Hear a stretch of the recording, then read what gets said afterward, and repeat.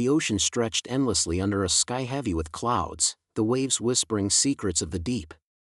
In the heart of this vast expanse, the naval fleet of the nation floated like a cluster of steel giants, their silhouettes stark against the horizon.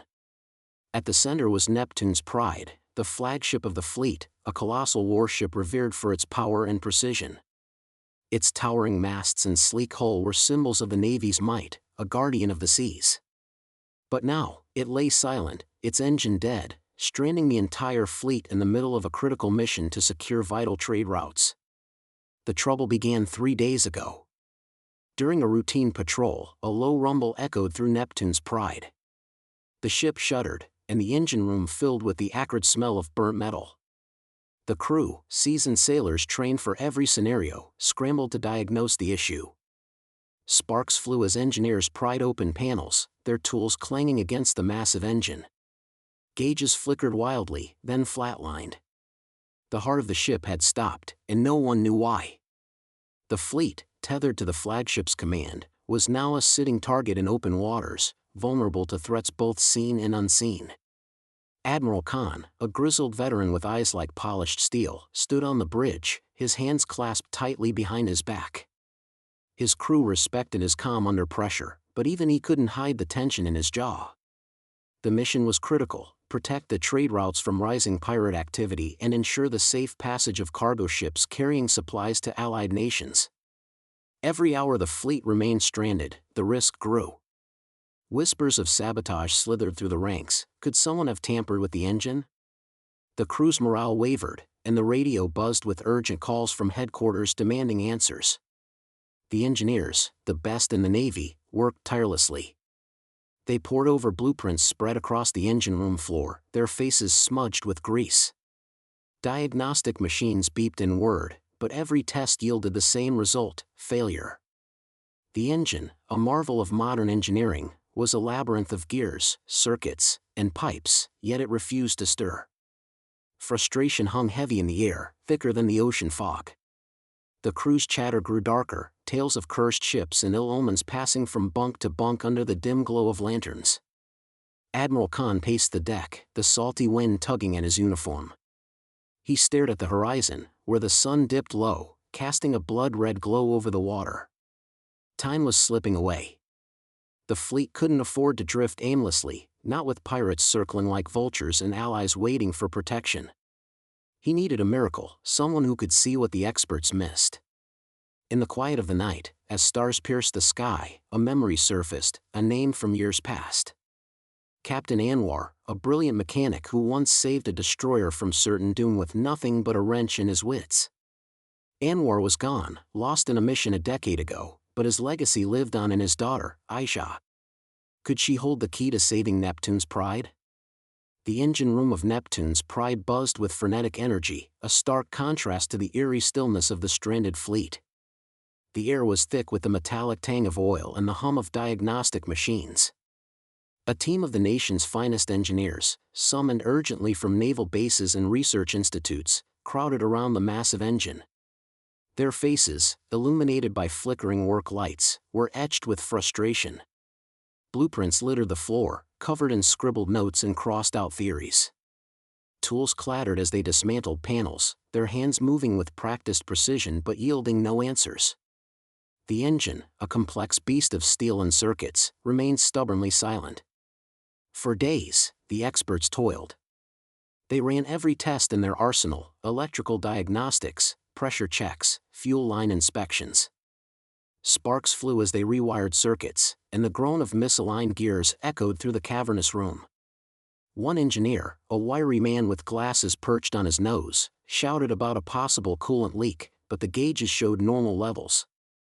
Another, a woman with a clipboard, insisted the issue was software-related, but reboots and patches failed to rouse the engine. The team's confidence, once unshakable, began to crack. "This isn't just a malfunction," one muttered, wiping sweat from his brow. "It's like the ship's fighting us." Above deck, the crew's morale sank deeper than the ocean floor. Sailors whispered of curses, of sabotage by a rival nation, or even an inside job. The media, catching wind of the fleet's plight, published scathing headlines questioning the Navy's competence. Admiral Khan, standing on the bridge, felt the weight of every report. His radio crackled with demands from headquarters: "Get that ship moving, Khan, or heads will roll." He clenched his fists, his gaze fixed on the horizon where storm clouds gathered, mirroring the turmoil within. The engineers' debates grew heated. A senior technician suggested replacing the entire fuel injection system, a week-long task that risked delaying the mission further. Another proposed scrapping the engine altogether, a logistical nightmare. As tempers flared, Admiral Khan descended into the engine room, his presence silencing the room. "Results, not excuses," he said, his voice low but cutting. The engineers exchanged uneasy glances, knowing their reputations were on the line. Yet, despite their expertise, the engine refused to yield its secrets.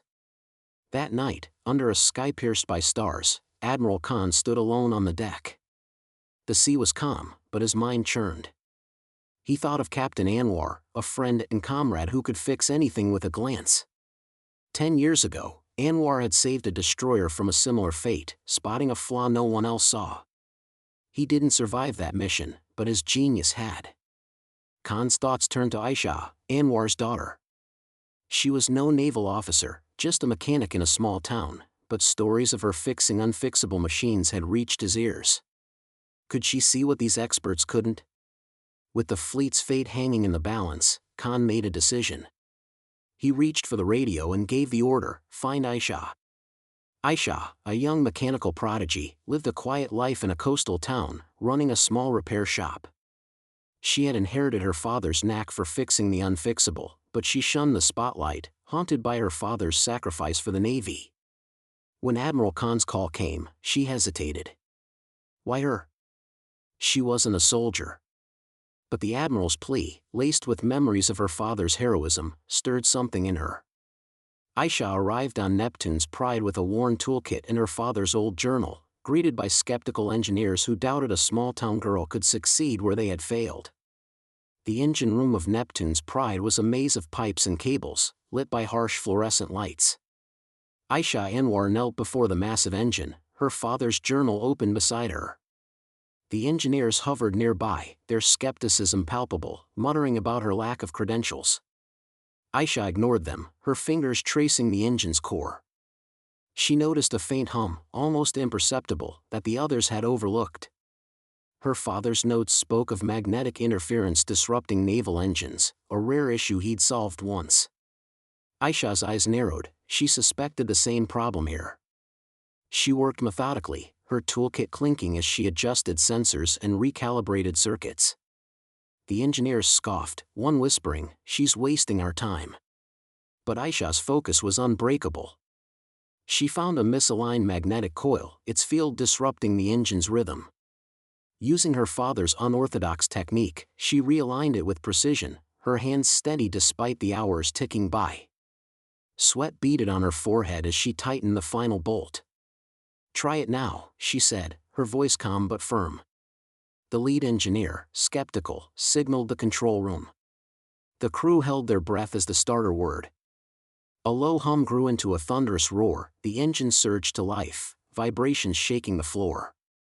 The engineers gasped, their disbelief turning to awe.